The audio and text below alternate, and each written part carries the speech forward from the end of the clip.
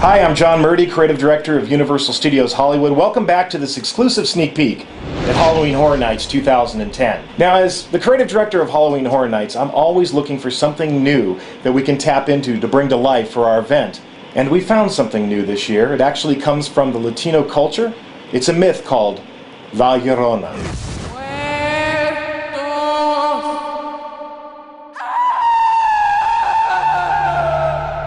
To the Spanish community, it's a story that everyone grows up listening, and they tell their daughters, their children, and that children tells the next generation. La Llorona is a Mexican legend that dates back to the early 1800s, and it's a story about a woman that marries the most handsome man in the village.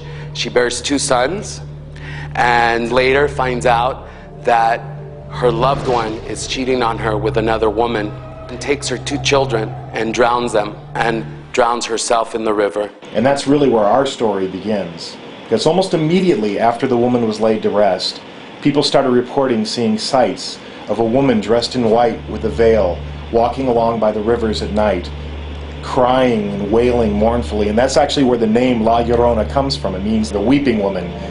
And her cries, if you hear them, mark you for death.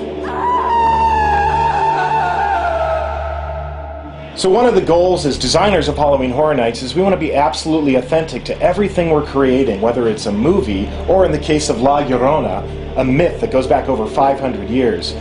So what we did is we did a ton of research on our own, but we also worked really closely with our sister company, Telemundo, and we brought in a lot of people that work in television development for Telemundo to make sure that our version of La Llorona would be instantly iconic and recognizable to our guests. When we knew we were on the right track is when people instantly said, La Llorona.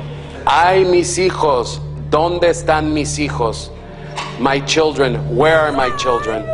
Weeping and sobbing, that's La Llorona. What I think is different about La Llorona than, say, other ghost stories is she's not just a specter that you might encounter. She's like a hunter. She's on the prey, and what she's looking for are children. And what she's going to do if she finds you is drag you to the lake and drown you.